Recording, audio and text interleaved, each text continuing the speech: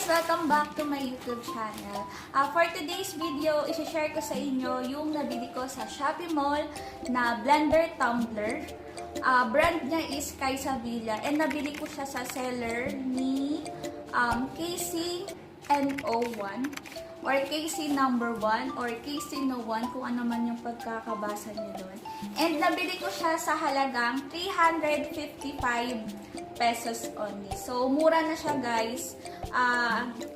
Unlike sa mga ibang seller, kapag bibili talaga kayo ng mga blender tumbler, mahal siya. Pero ito, nakita ko naman na yung mga reviews niya and okay naman siya. And titignan ko kung okay talaga siya and tatry natin kung gagana ba talaga itong blender tumbler. Pili ko siya kasi nagpa-plan pa lang ako mag-diet. Diba? Wow! Blender tumbler type, pwede mo siyang mag-fruit shake. Diba? So, open natin to and tignan natin kung gagana ba siya.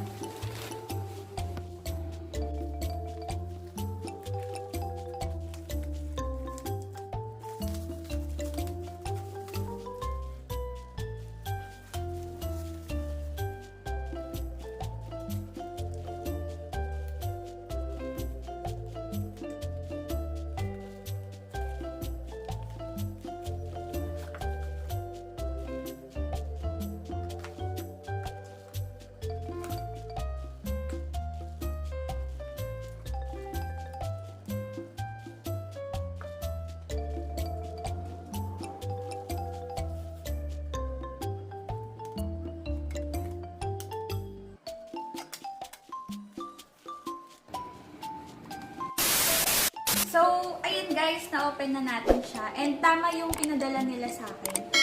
Color pink na blender tumbler.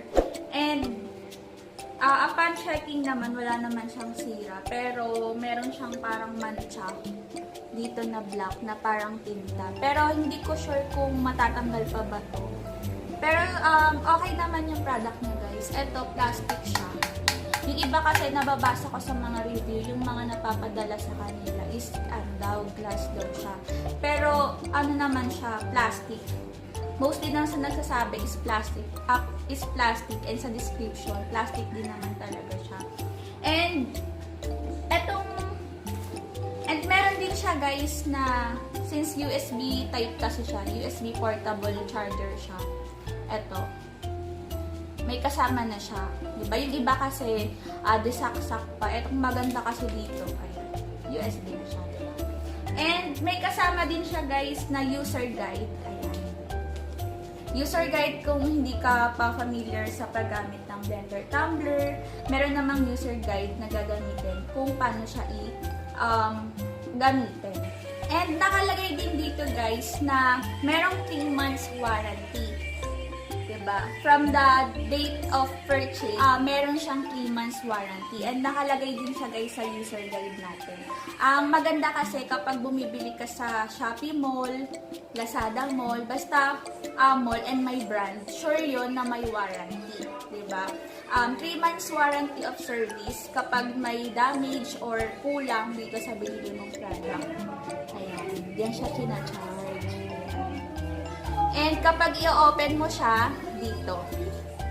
Ipipress mo lang yan and ihintayin mo siya guys na mag-flash ng light blue or blue, diba?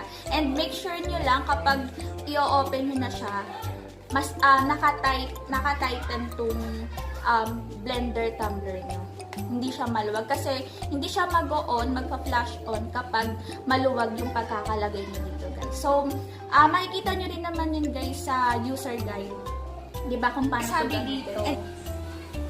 Upon receiving this item, kailangan mo muna siyang i-charge ng 5 hours bago mo siyang gamitin. Babalikan ko kayo guys after 5 hours, after na-charge tong blender tumbler natin. And itatry natin siya later. See you! 5 hours later. So, ayun guys, tapos ko na siyang i-charge and nahugasan ko na din siya. Tapos, kakabit ko muna siya bago natin siyang i-try. So, ganito.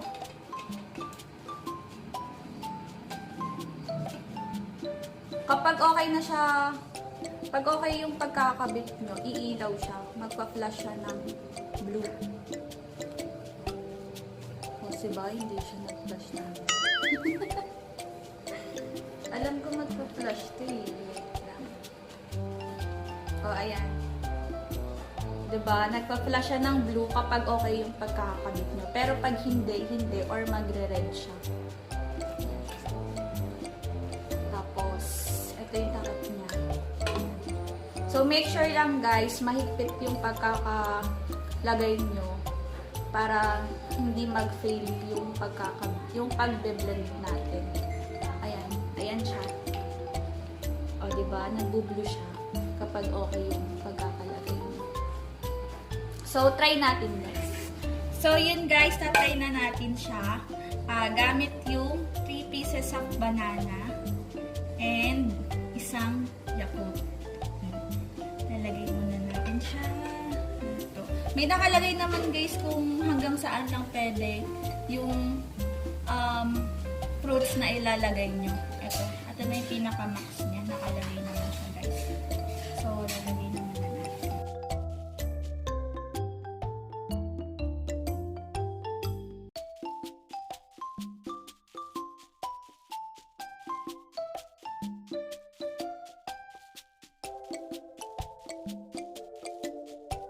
So, next natin yung Yakult.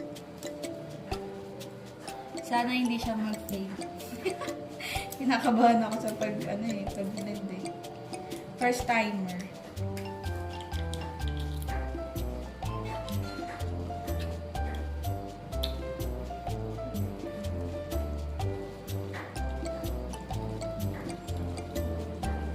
Yan.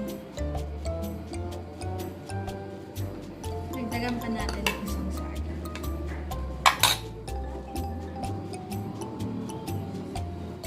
Sige, lahatin na naman. Lahatin na natin para walang sayang.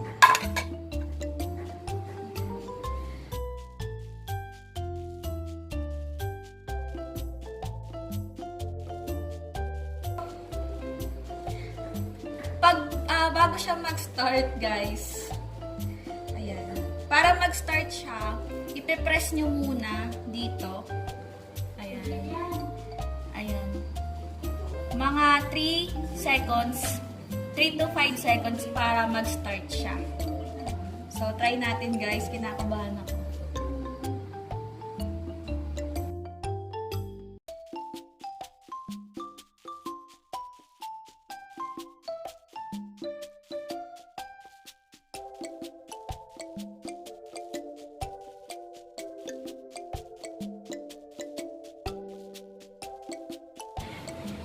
So, press ulit natin.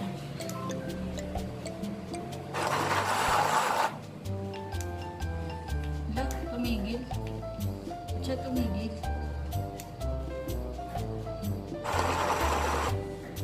Look. Wala, nagre-red siya. Ibig sabihin, mali yung pagkaka-forma natin. So, ulitin natin. Siguro nakatayo lang dapat. Ayo, ay. Bakit nag-red? So, check natin. Check natin. Check natin yung ano, baka yung mga saging, maipon.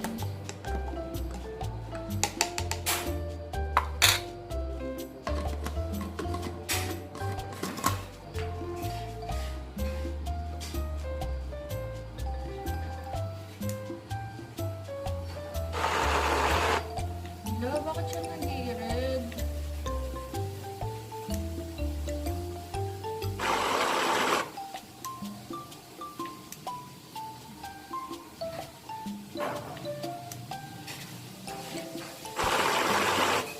Oh.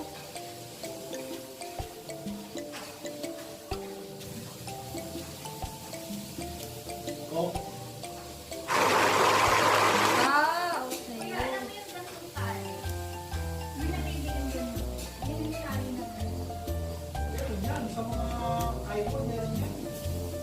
So, may mga possible kasi na reason bakit siya nagre-red light. Yun yung kapag kulang sa battery, sa charge, or may mga part na matigas na tumatama sa blade. So, try natin.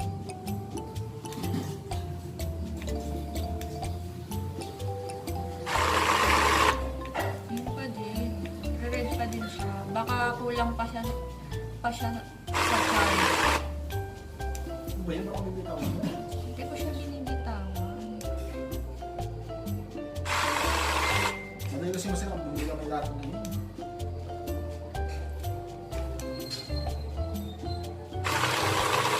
So, ayun guys, nag-ano lang siguro, nagpahinga na siya. Pero, dire-diretso na yung pag-blend niya.